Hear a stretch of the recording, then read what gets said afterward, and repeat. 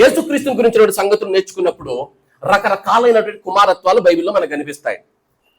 మొట్టమొదటిగా eternal sonship అనగా నిత్య పుత్రత్వము లేకపోతే నిత్య కుమారత్వం మనకు కనిపిస్తుంది. He is eternal son of God.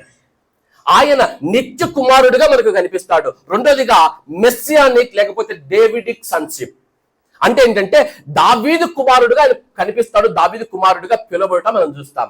మూడోదిగా అవతార పుత్రత్వం అనగా ఇన్కార్నేషన్ సన్షిప్, అవతార పుత్రత్వము. ఇదే మన క్రిస్మస్ లో ఉన్నటువంటి అంశము. రాబోయే రోజుల్లో మనం నేర్చుకోవడానికి ప్రయత్నం చేద్దాం. నాలుగోదిగా ఆయన మనుష్య కుమారుడిగా పిలువబడ్డాడు. ఐదోదిగా ఆయన కడపటి ఆదాముగా పిలువబడ్డాడు. ఆరోదిగా ఆయన అద్వితీయ కుమారుడిగా పిలువబడ్డాడు. ఇవే కాదు, ఆయన అబ్రాహాము కుమారుడిగా పిలువబడ్డాడు, ఆయన మరియ కుమారుడిగా కూడా పిలువబడ్డాడు, ఆది సంబుతుడిగా పిలువబడ్డాడు, మృతులలో నుంచి లేచిన వాడిగా పిలువబడ్డాడు, ప్రథమ ఫలము ఫస్ట్ బార్న్ అని కూడా పిలువబడ్డాడు. ఇన్ని పదాలు కుమారత్వాలకు ఉన్నాయి ఆయనకి. ఏంటయ్యా ఇవన్నీ అంటే, ఇవన్నీ ఆయన పోషించిన పాత్రలకు టైటిల్స్. ఆయన పోషించిన పాత్రలకు టైటిల్స్. ఈరోజు ప్రధానముగా మనం నేర్చుకున్నటువంటి సంగతి యేసుక్రీస్తు నిత్య కుమారత్వమును గురించి నేర్చుకుంటున్నాం. యేసుక్రీస్తు నిత్య కుమారత్వం. ఆ కుమారత్వం నీకు అర్థం కావాలి అంటే మొట్టమొదటిగా ఆదికాండ గ్రంథం 3వ అధ్యాయానికి వెళదాం. అందరూ బైబిల్ తెరిచినట్లయితే ఆదికాండ గ్రంథం 3వ అధ్యాయానికి వెళదాం. ఆదికాండ గ్రంథం 3వ అధ్యాయం మొదటిగా 27వ వచనం చదువుకోవడానికి ప్రయత్నం చేద్దాం. 27వ వచనం. దేవుడు తన స్వరూపమందు నరుని సృజించెను. దేవుడు నరుడు ఎలా కలుగజేశాడట? ఎట్లా చెప్పాలి? తన స్వరూపమందు నరుని కలుగజేశాడు. ఎవరి నరుడు? ఏ నరుడు గురించి మాట్లాడుతుంది బైబిల్ ఇక్కడ? ఆదాము గారిని గురించి మాట్లాడుతుంది. ఆదాము ఎలా కలుగ చేయబడ్డాడు, ఆదాము ఎలా సృష్టించబడ్డాడు అంటే దేవుని స్వరూపం మందు ఆయన కలుగజేసబడ్డాడట. అందుకు ఆదాముకు బైబిల్ ఇస్తున్న టైటిల్ ఏంటయ్యా అంటే లూకా సువార్త 3వ అధ్యాయం 38వ వచనం చదువుదాం. బైబిల్ ఆదాముని ఏమని పిలుస్తుందో చదవండి. లూకా సువార్త 3వ అధ్యాయం 38వ వచనం.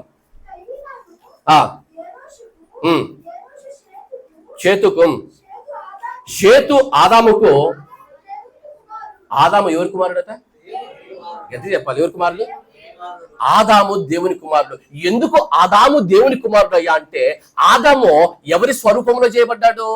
దేవుని స్వరూపంలో చేయబడ్డాడు కాబట్టి ఆదామును బైబిల్ అంది దేవుని కుమారుడు అంది.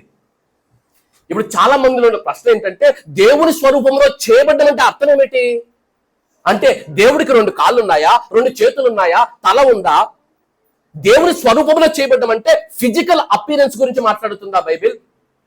యోహాను సువార్త 4వ అధ్యాయంలో బైబిల్ అంటుంది, దేవుడు ఆత్మయే ఉన్నాడు కనుక ఆయనను ఆరాధించు, వారు ఆత్మతోనూ సత్యముతోనూ ఆరాధించు. దేవుడు ఆత్మ కదా, మరి దేవుడి స్వరూపంలో ఆదాము సృష్టించబడ్డాడు అంటే అర్థం ఏమిటి? ఎప్పుడైనా ఆలోచన చేశారా? దేవుడి స్వరూపంలో మనిషిని సృష్టించాడు, ఆదామును కలుగజేశాడు, ఆయన దేవుని కుమారుడు అయ్యాడు. దేవుని కుమారుడు దేవుని స్వరూపంలో ఉన్నవాడు అంటే అర్థం ఏమిటి అని ఆలోచన చేస్తే ఎఫ్సి పత్రికలో కొన్ని మాటలు మనకు కనిపిస్తాయి. దేవుని స్వరూపంలో ఉండడం అంటే అర్థం ఏమిటో బైబిల్ మాట్లాడుతుంది. ఎఫ్సి పత్రిక 4వ అధ్యాయం 24వ వచనం. ఎఫ్సి పత్రిక 4వ అధ్యాయం 24వ వచనం. నీతియు యథార్థమైన భక్తి గలవారై దేవుని పోలికగా సృష్టింపబడిన వారై నవీన స్వభావమును ధరించు. దేవుని స్వరూపంలో సృష్టించబడటం అంటే ఏమిటి అంటే, అక్కడ భక్తులు మాట్లాడుతుంటున్నాడు నీతియు, ఇంగ్లీష్ లో అయితే రైచియస్నెస్ అండ్ హోలీనెస్. దేవుని స్వరూపంలో ఉండడం అంటే ఫిజికల్ అపీరెన్స్ కాదు, లోపల నీతిని కలిగి ఉండడం, పరిశుద్ధతను కలిగి ఉండడం. దేవుని స్వరూపంలో ఉండడం అంటే అర్థం ఏమిటి? నీతిని కలిగి ఉండడం, పరిశుద్ధతను కలిగి ఉండడం.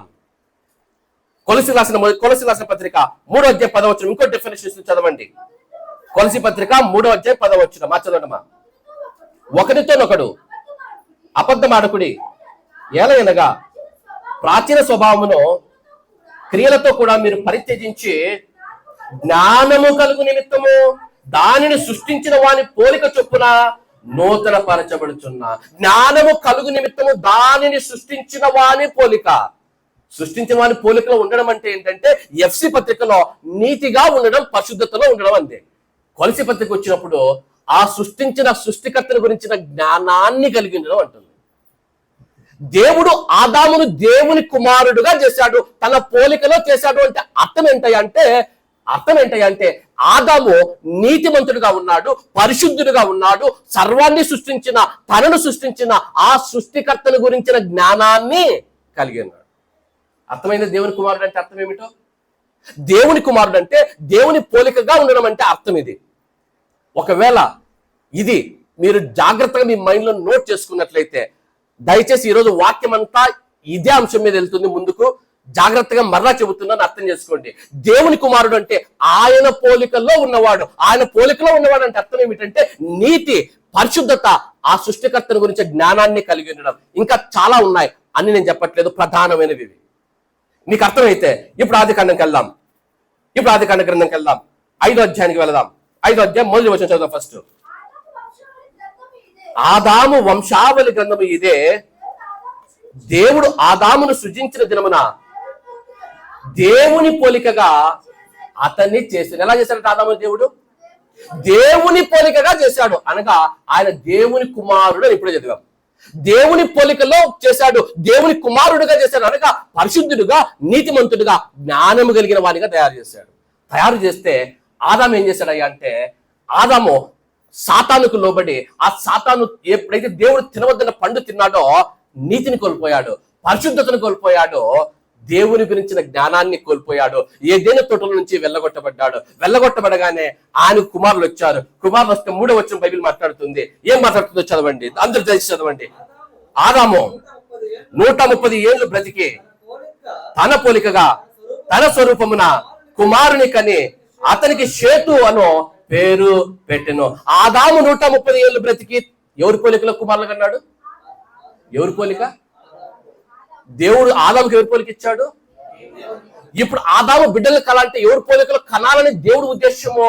దేవుని పోలికల్లో దేవుని కుమారులు తయారు చేయాలని ఆదామును ఏదేను తోటలో పెట్టాడు. ఆదాము ఎవరిని కలుగజేస్తున్నాడు?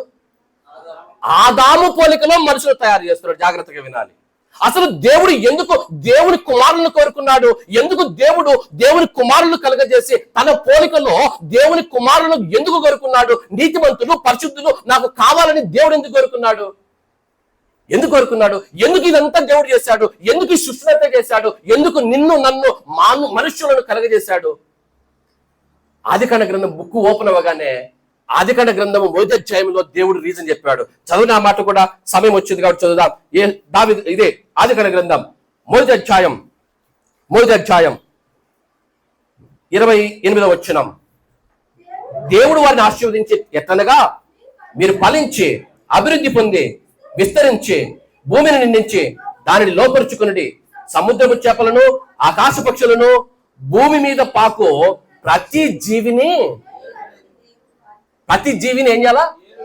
ఏలుడి అని వారితో. దేవుడు ఎందుకు కుమారులను కోరుకున్నాడు అంటే, ఆది కాలం ప్రారంభమవగానే బైబిల్ చెప్తున్న ఆన్సర్ ఏంటంటే, ఏలడానికి దేవుడు మనిషిని కోరుకున్నాడు. ఇదే ఆదికాండ గ్రంథం 1వ అధ్యాయం చూసాం కదా. బైబిల్ చివరికి వెళ్ళగానే చివరి అధ్యాయంలో కూడా ఒక మాట దేవుడు రాశాడు.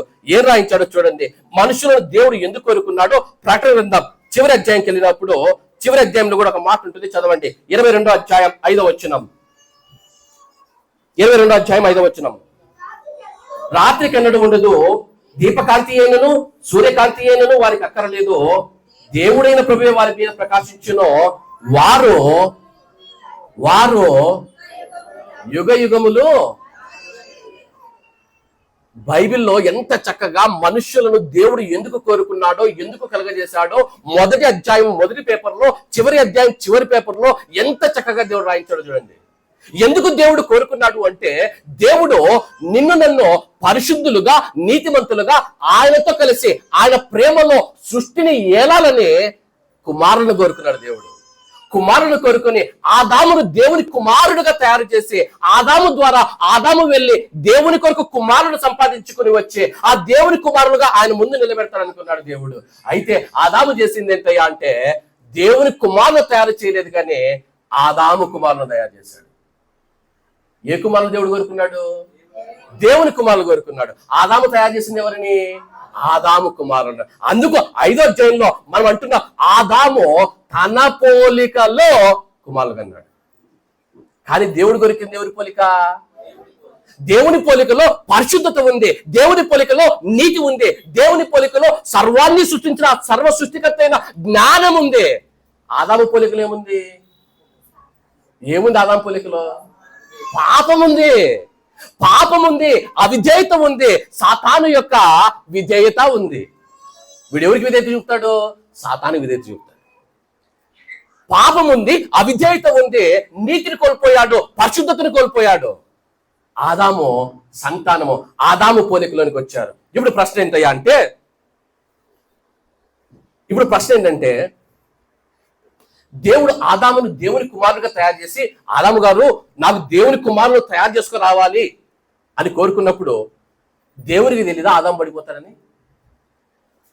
ఆదాము పాపము చేస్తాడని దేవుడికి తెలుసా తెలియదా? గట్టిగా చెప్పాలి. పక్కా. ఎందుకు తెలుసు దేవుడికి? ఎలా తెలుసు అంటే బైబిల్ అంటున్న మాట, ఆయన వర్తమాన భూత భవిష్యత్ కాలములలో ఉన్నవాడు. అంటే అర్థం ఏమిటంటే, ఒకవేళ రాకడ ఆలస్యమై ఒక 5 తరములు మన తర్వాత వస్తే ఆ 5వ తరములో ఎవరుంటారో, ఆ 5వ తరములో ఎవరు వివాహం చేసుకుంటారో వారి వివాహ మహోత్సవాలు కూడా దేవుడు చూసి ఉంటాడు. అర్థమవుతుందా? అంటే ఆదామును కలగజేసేటప్పుడు ఆదాము పడిపోతాడనేది దేవుడికి తెలుసు. ప్రశ్న ఏంటంటే, మన పిల్లలు ఉన్నారు, స్కూల్లో చేర్పించాలి, ₹1,00,000 ఫీజు కట్టాలి. ₹1,00,000 ఫీజు కట్టాలంటే జ్ఞానము కలిగినటువంటి తల్లిదండ్రులు ఏం చేస్తారంటే, ఆ ₹1,00,000 ఎలా కట్టాలో ఆలోచించుకొని స్కూల్లో చేర్పిస్తారా? ఫస్ట్ చేర్పించు తర్వాత చూద్దాం అనుకుంటారా? ఆలోచించి ఆ ₹1,00,000 ఫీజు ఎలా కట్టాలో, ఎక్కడ అప్పు చేయాలో, ఏ చీటీ వేయాలో, ఏ లోన్ పెట్టాలో ఆలోచించుకొని ప్లాన్ చేసుకొని తర్వాత వెళ్ళి అడ్మిషన్ తీసుకుంటారు. అవునా? ఇంత చిన్న జ్ఞానం ఉన్న మనకే ఇన్ని ప్రణాళికలు ఉంటే, plan A, plan B, plan C మన దగ్గర ఉంటే, సర్వాన్ని సృష్టించిన సృష్టికర్త, సర్వజ్ఞాని అయినటువంటి దేవుడు, జ్ఞానానికి కర్త అయినటువంటి దేవుడు, ఆయన దగ్గర ప్రణాళిక ఉండదా? ఆదాము పడిపోతాడని ఆయనకి తెలుసు. ఆదాము దేవుని కుమారులు ఈయన కొరకు తీసుకుని వచ్చి ఈయన దగ్గర నిలబెట్టగల ఆశ దేవునికి ఉంది, కానీ ఆయన ఆదాము చేయలేడు ఆ పని అని ఈయనకు తెలుసు. అందుకే దేవుని దగ్గర ఇంకో ప్రణాళిక ఉంది. ఏంటి ఆ ప్రణాళిక? ఎఫ్సి పత్రిక ఒక్కొక్క వచనాన్ని జాగ్రత్తగా చదవండి, ఒక్కొక్క పదాన్ని అండర్లైన్ చేసుకొని చదవండి, జాగ్రత్తగా అర్థం చేసుకోవడానికి ప్రయత్నం చేయండి. ఎఫ్సి పత్రిక 1వ అధ్యాయం 4వ వచనం నుంచి చదువుదాం. ఎట్లనగా తన ప్రియని యందు మనకు ఉచితంగా మనకు అనుగ్రహించిన తన కృపా మహిమకు కీర్తి కలుగునట్లు తన చిత్త ప్రకారమైన దయా. ఏ సంకల్పం ఇది? సంకల్పం అంటే మీనింగ్ ఏంటి? అమ్మా? కోరిక. దేవుడు ఒక కోరికను కలిగి ఉన్నాడు. ఏంటయ్యా కోరిక అంటే, ఇదిగో ఆదాము నాకు దేవుని కుమారులు చేయలేకపోయాడు, ఆదాము నాకు కావలసిన కుమారులు తేలేకపోయాడు, కానీ నా కోరిక అట్లే ఉందయ్యా. ఆ కోరిక ఎలా తీర్చుకుంటారో తెలుసా? ఇప్పుడు చదవండి.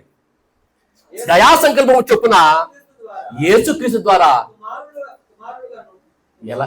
యేసుక్రీస్తు ద్వారా. అయ్యా, మొదటి ఆదాము నేను తెచ్చాను, మొదటి కుమారుని నేను తెచ్చాను, ఆయనేమో నాకు కుమారుడే కాకుండా వెళ్ళిపోయాడు, కానీ నా దగ్గర ప్లాన్ బి ఉంది.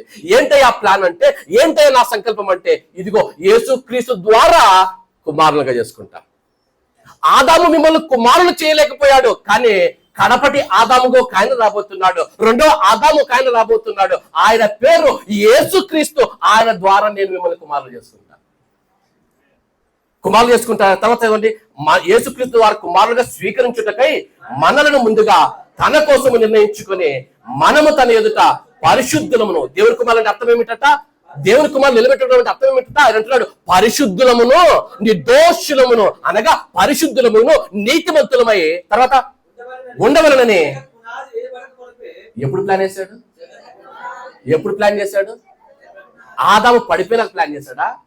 ఎప్పుడు ప్లాన్ చేశాడు? నువ్వు స్కూల్లో చేర్పించిన తర్వాత, టీచర్లు ఫీజు కట్టమని రాసిన తర్వాత ఫీజు ఎలా కట్టాలో ఆలోచిస్తావా? ముందే చేర్పించిన రాసి ఆలోచించావా? నువ్వే ముందే ఆలోచిస్తే ఆయన ఎప్పుడు ఆలోచించాలి? వాక్యం అంటుంది, యేసుక్రీస్తు ద్వారా కుమారుడు చేసుకోవడానికి, ఆ యేసుక్రీస్తు ద్వారా ఆయనకు కుమారుడుగా, నీతిమంతుడుగా, పరిశుద్ధుడుగా పరలోకములో దేవుని ఎదుట నువ్వు నిలబడాలని ఎప్పుడు ప్రణాళిక వేశాడు? జగత్తు పునాది వేయబడక మునిపే ఆయన సంకల్పాన్ని కలిగింది. ఆ సంకల్పానికి ఒక పేరు కూడా బైబిల్ పెట్టింది. ఆ దేవుని సంకల్పానికి ఒక పేరు పెట్టింది. ఒక్క పేపర్ మీరు అలా తిప్పారనుకోండి, 3వ అధ్యాయం 8వ వచనం చదువు. ఆ సంకల్పం ఏదో చెప్తుంది. 3వ అధ్యాయం 8వ వచనం. దేవుడు మన ప్రభువు అయిన క్రీస్తు యేసునందు చేసిన ఏ సంకల్పం ఇది? ఏ సంకల్పం? ఇంగ్లీష్ లో ఎటర్నల్ ప్లాన్.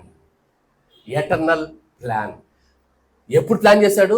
జగత్తు పునాది వేయబడక మునిపే. 1వ అధ్యాయం మనం చదువుకున్నప్పుడు యేసు క్రీస్తు ద్వారా తనకు కుమారులుగా స్వీకరించుటకై జగత్తు పునాది వేయబడక మునిపే. ఇప్పుడు ప్రశ్న, ఒక్కొక్క పదాన్ని మీరు అండర్లైన్ చేసుకోవాలంటే దయా సంకల్పము, తర్వాత పరిశుద్ధులు నిర్దోషులు, దాని తర్వాత యేసుక్రీస్తు, దాని తర్వాత కుమారులు. ఈ పదాలు మీరు జ్ఞాపకం పెట్టుకోవాలి. ప్రశ్న జాగ్రత్తగా వినండి. యేసుక్రీస్తు అనే పేరు ఎప్పుడు వచ్చింది? యేసుక్రీస్తు పేరు ఎప్పుడు వచ్చింది? ఎవరికి చెప్పారు? దేవదూత వచ్చి యేసేపుతో చెప్పినటువంటి మాట, ఆయన ప్రజలను ఆయన పాపముల నుంచి రక్షించిన కనుక ఆయనకు యేసు అను పేరు పెడతావు. యేసుక్రీస్తు అనే పేరు వచ్చింది 2000 సంవత్సరాలకు ముందు. కానీ ఆ యేసుక్రీస్తు ద్వారా కుమారులు మనకు కావాలనే ప్రణాళిక ఎప్పుడు జరిగింది? అర్థమవుతుంది దేవుని ప్రణాళిక? దేవుడు నీ గురించి నా గురించి ఎంత అడ్వాన్స్ గా ఆలోచించి అర్థమవుతుందా? యేసుక్రీస్తు అనే పేరు 2000 సంవత్సరాల క్రితం ఆయన వచ్చినప్పుడు మాట. కానీ ఆయన యేసుక్రీస్తుగా దేవుని యొక్క కుమారుడుగా ఈ లోకానికి రావాలన్న ప్రణాళిక ఎప్పుడు జరిగింది? జగత్తు పునాది వేయబడక. ఈ మాట మీరు గుర్తుపెట్టుకోవాలి. జగత్తు పునాది వేయబడక మునిపే. జగత్తు పునాది వేయబడకుని. ఈ మాట మనసులో పెట్టుకొని ఇంకో వచనం చదువుదా. పేతురు రాసిన మొదటి పత్రిక 1వ అధ్యాయం 20వ వచనం చదవండి. పేతురు రాసిన మొదటి పత్రిక 1వ అధ్యాయం 20వ వచనం. పేతురు రాసిన మొదటి పత్రిక. ఆయన జగత్తు పునాది వేయబడక మునిపే ఏమయ్యాడట? మళ్ళీ చదవాల. జగత్తు పునాది వేయబడక మునిపే, జగత్తు పునాది వేయబడక మునిపే ఆయన పుట్టాడా నియమింపబడ్డాడా? మళ్ళా చెప్పాలి. జగత్తు పునాది వేయబడక మునిపే ఆయన పుట్టాడా నియమించబడ్డాడా? దేనికి నియమించబడ్డాడు? ఆదాము చేయలేని పని దేవుని కుమారులు తయారు చేసి ఆ దేవుని ఎదుట పరలోకంలో మనల్ని దేవుని కుమారులుగా, పరిశుద్ధులుగా, నీతిమంతులుగా నిలబెట్టలేని ఆ పని చేయడానికి ఎవరు నియమించారట? తండ్రి అయిన దేవుడు యేసు క్రీస్తు ప్రభు అయినటువంటి దేవుడును జగత్తు పునాది వేయబడక మునిపే ఇదిగో దేవుని కుమారుడుగా నువ్వు వెళ్ళి ఆ పని చేసి పెట్టాలి. ఎప్పుడు నియమించాడు? మరలా అడుగుతున్నా, జగత్తు పునాది వేయబడక మునిపే ఆయన నియమించబడ్డాడా? ఆయన పుట్టాడా? నియమించబడ్డాడు. దేనికి నియమించబడ్డాడు? పై వచనం చదవండి. అదే అధ్యాయంలో 19వ వచనం చదవండి. అమూల్యమైన రక్తము చేత అనగా నిర్దోషమును నిష్కలంకమునగు గొర్రెపిల్ల వంటి క్రీస్తు రక్తము చేత విమోచింపబడితరని మీరు ఎరుగుదురు కదా. ఇదిగో మొదటి ఆదాము వెళ్ళినప్పుడు ఆయన దేవుని కుమారులు తయారు చేయలేడు, పాపములోనికి తోసేస్తాడు. పాపములోనికి తోసేస్తే వారిని విమోచించడానికి కడపటి ఆదాముగా దేవుని కుమారుడుగా ఆయన ఈ లోకంలోనికి రావడానికి నియమించబడ్డాడు. దేని కొరకు? ఆయన రక్తము చిందితే ఆ రక్తమును బట్టి మనం నీతిమంతులుగాను పరిశుద్ధులము అవ్వాలని ఆయన నియమించబడ్డాడు అని బైబిల్ చెబుతుంది. అర్థమవుతుందా? జాగ్రత్తగా వినాలి బ్రదర్. ఆయన నియమించబడిన వాడు అయితే ఆయన పుట్టాడు అని ఎందుకు చెబుతున్నారు? ఎక్కడి నుంచి వచ్చింది అభిప్రాయం? ఎక్కడి నుంచి వచ్చాయి ఈ బోధలు? ఆలోచన చేయాలి. చాలా మందిలో ప్రశ్న, బ్రదర్ యేసుక్రీస్తు దేవుడా దేవుని కుమారుడా? యేసుక్రీస్తు దేవుడా దేవుని కుమారుడా? ఆయన దేవుడైతే దేవుని కుమారుడు ఎలా అవుతాడు? ఒకవేళ ఆయన దేవుని కుమారుడు అయితే ఆయన దేవుడు ఎలా అవుతాడు? చాలా మందిలో ప్రశ్న. బ్రదర్ ఆయన దేవుడు మరియు దేవుని కుమారుడు అని చెబితే బ్రదర్ ఆ కాంటెక్స్ట్ ను, ఆ విషయాన్ని నేను ఇతరులకు ఎలా ఎక్స్ప్లెయిన్ చేయగలను బ్రదర్? ఎలా ఎక్స్ప్లెయిన్ చేయాలి బ్రదర్? నాకే అర్థం కావట్లేదు, నేను ఎలా ఎక్స్ప్లెయిన్ చేయాలి బ్రదర్? జాగ్రత్తగా వినాలి. దేవుళ్ళు ఎంతమంది మనకు? ఒక్కరే.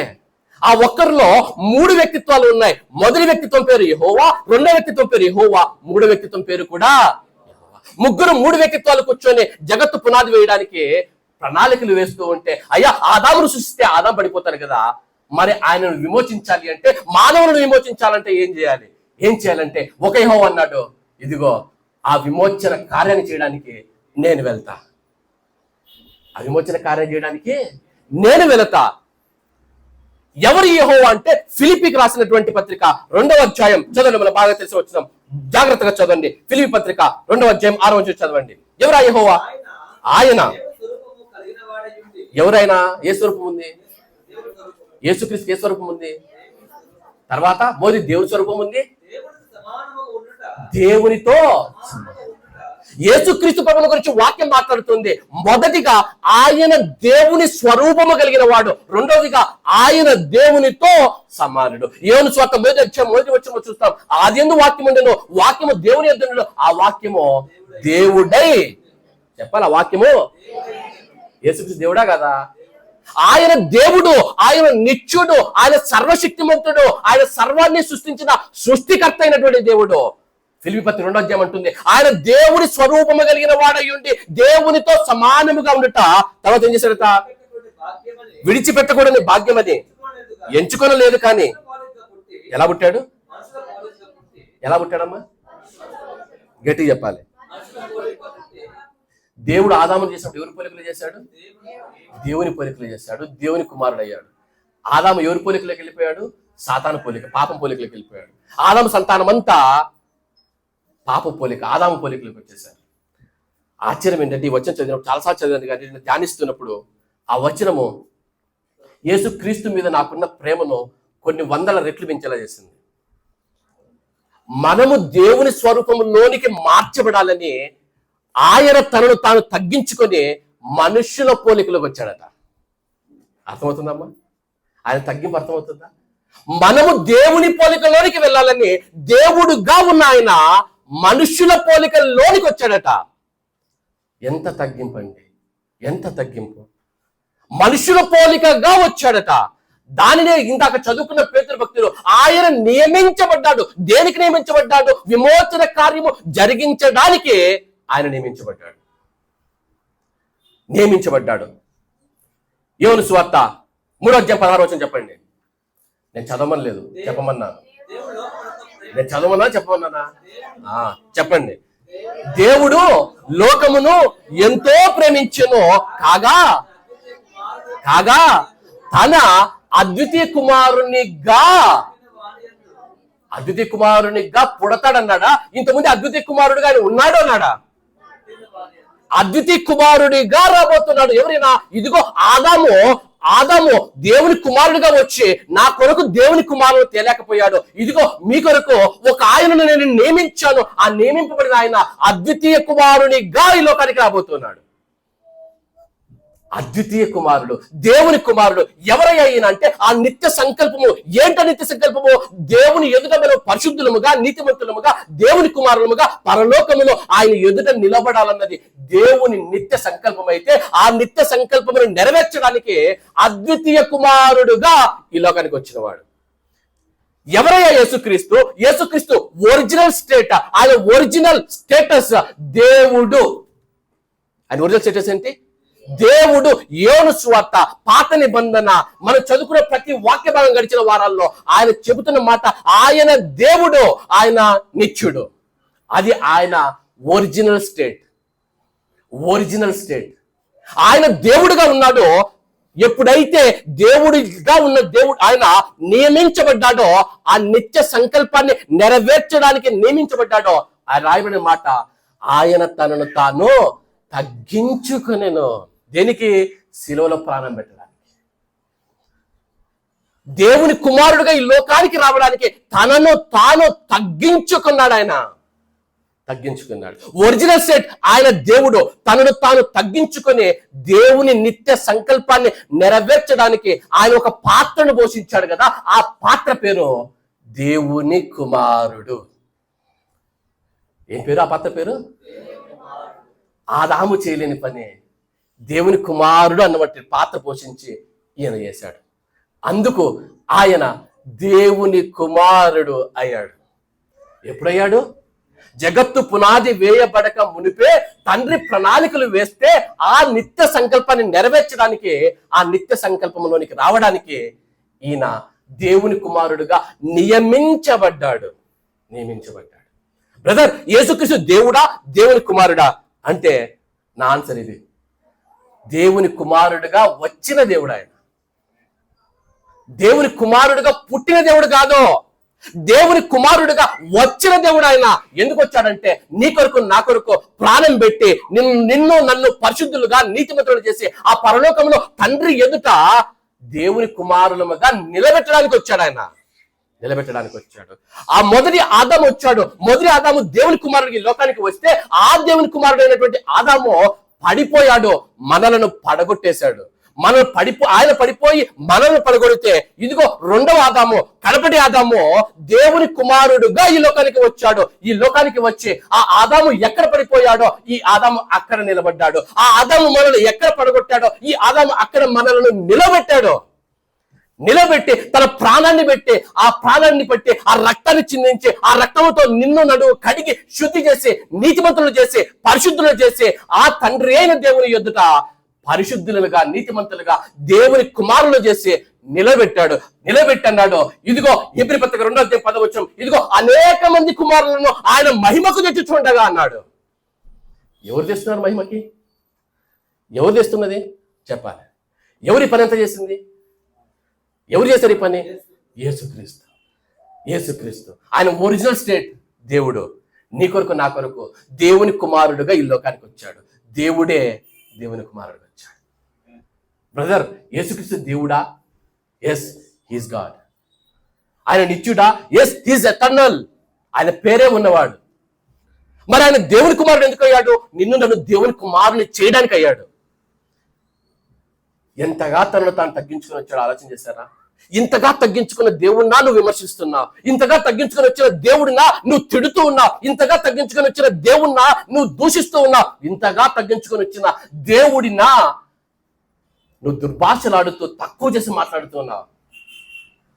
ఎంత వివేకం, ఎంత వివేకం! అయ్యో అయ్యో అయ్యో. ఎన్ని అయ్యో చెప్పా? ఎందుకు చెప్పా 3 అయ్యో? 7 ఏళ్ల శ్రమల కాలంలో ఇలాంటి వాళ్ళకి మీదకి శ్రమలు వస్తే పరలోకం నుంచి పక్షిరాజు వచ్చి వారి శ్రమను చూసి తట్టుకోలేక ఎన్నిసార్లు అయ్యో చెప్పాడు?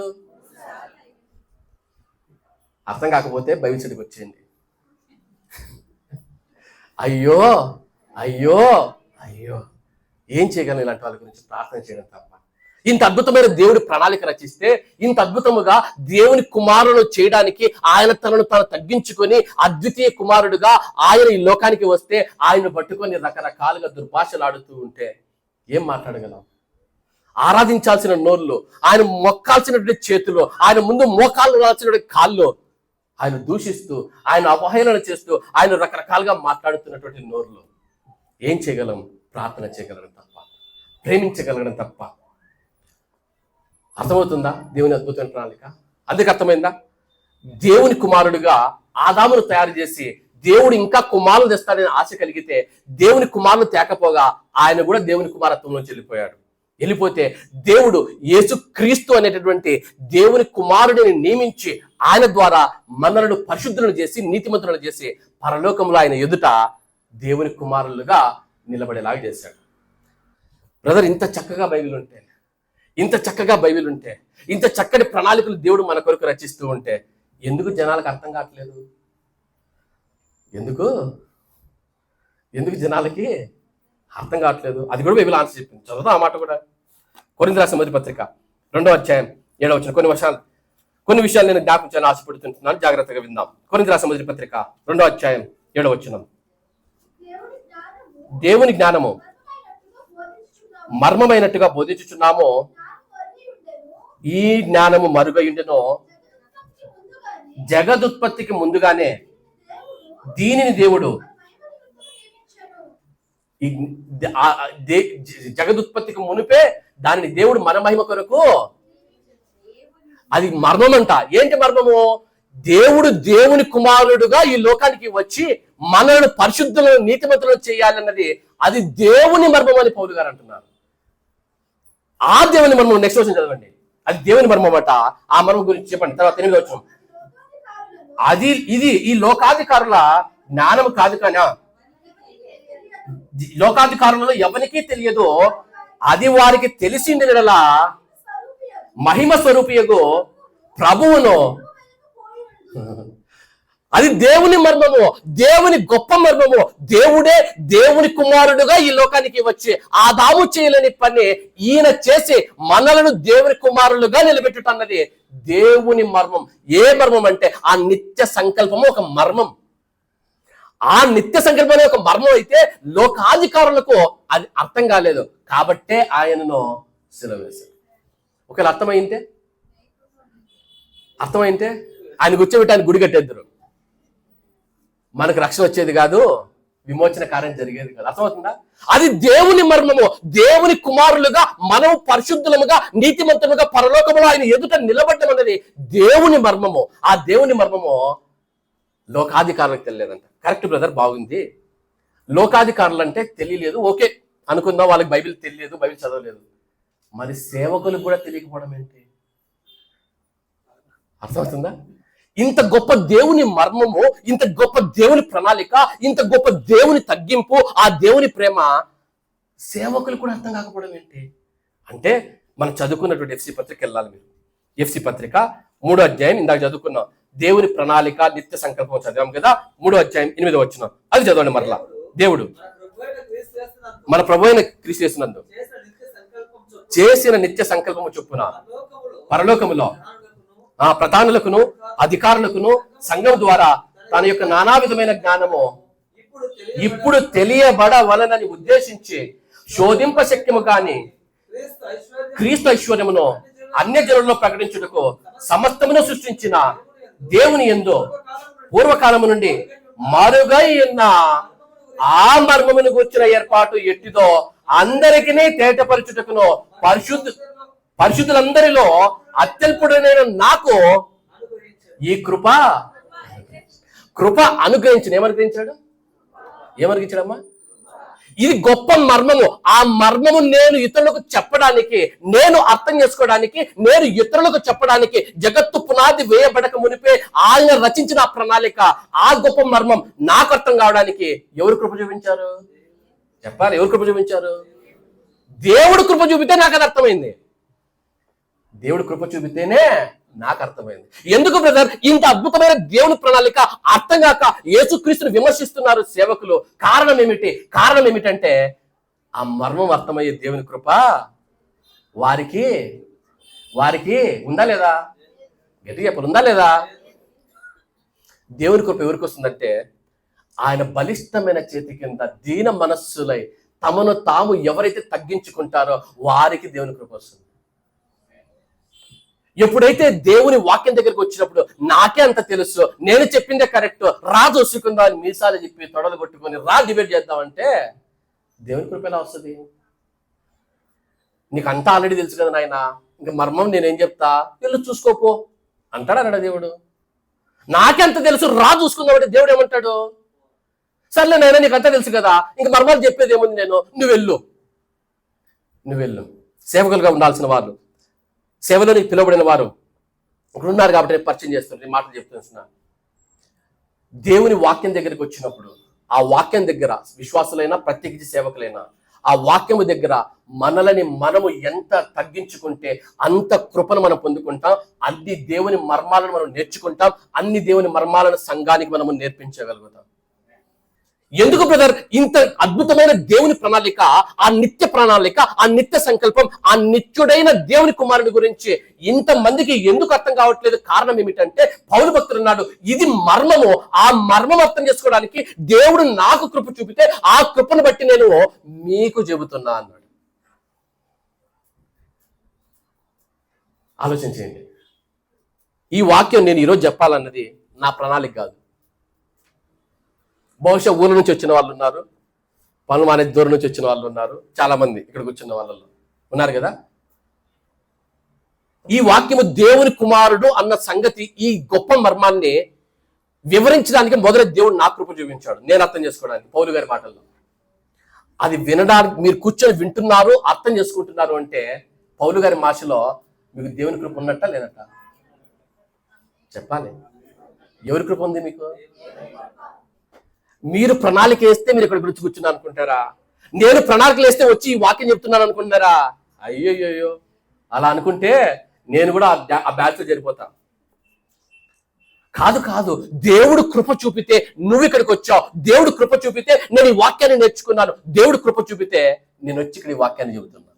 మనందరం దేవుని కృపను పొందుకున్నాం కాబట్టి ఆ మర్మాన్ని నేర్చుకుంటున్నాం. ముందుకు వెళదాం. ఒక విషయం చెప్పి నేను ముగించే ప్రయత్నిస్తాను. వాక్యం ప్రారంభమవగానే ఆదాము గురించి నేర్చుకున్నాం.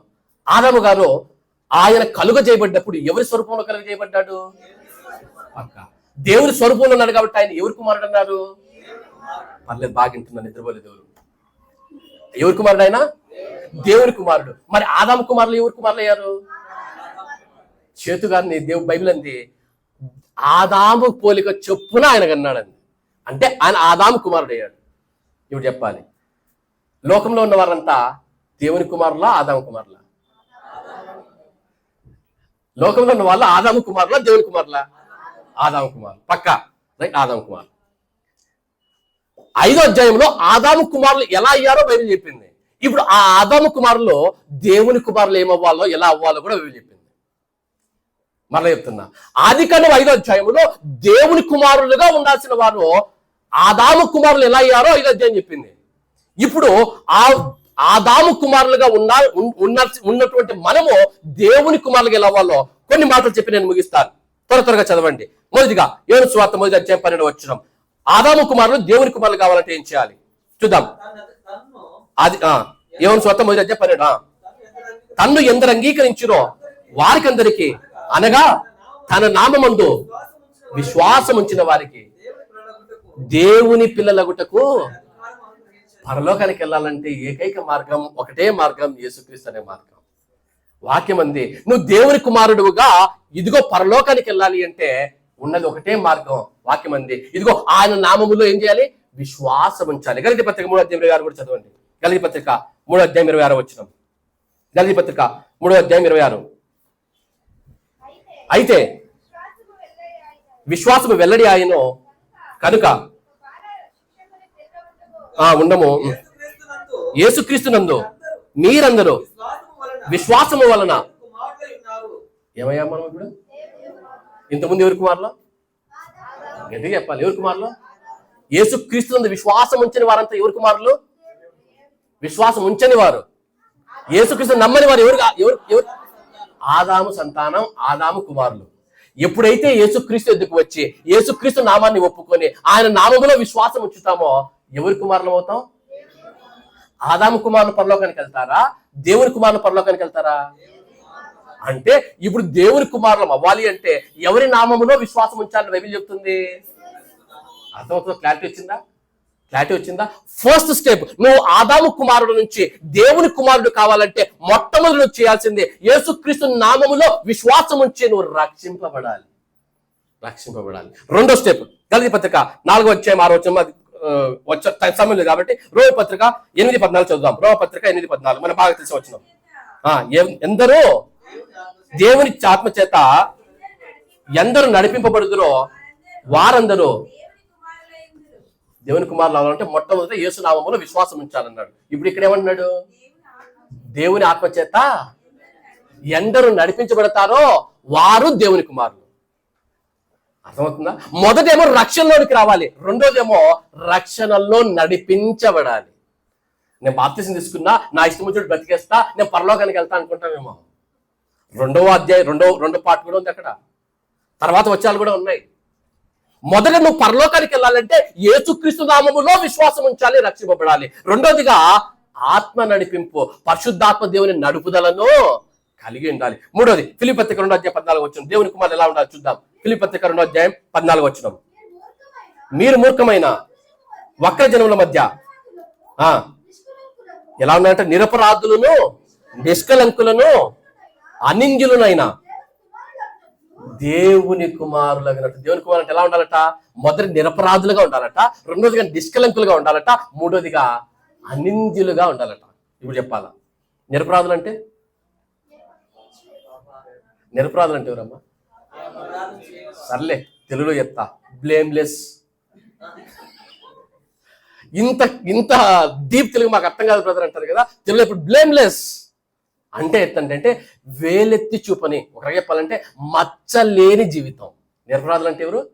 మచ్చలేని జీవితం, పరిశుద్ధమైన జీవితం. తెల్లని బట్టలు వేసుకుని ఒక మచ్చ అలా ఉంటే కనిపిస్తుంటుందా లేదా? దేవుని కుమారులు అంటే అటువంటి మచ్చలేని జీవితాన్ని జీవించే వారే దేవుని కుమారులు. మొదటేమో దేవుని విశ్వాసం ఉంచి దేవుని కుమారులు, రెండోది ఆత్మ నడిపింపుంటే దేవుని కుమారులు, మూడోదేమో నిరపరాధులు, రెండోది నిష్కలంకులు, పవిత్రత. నిష్కలంకులు అంటే పవిత్రత, ప్యూరిటీ.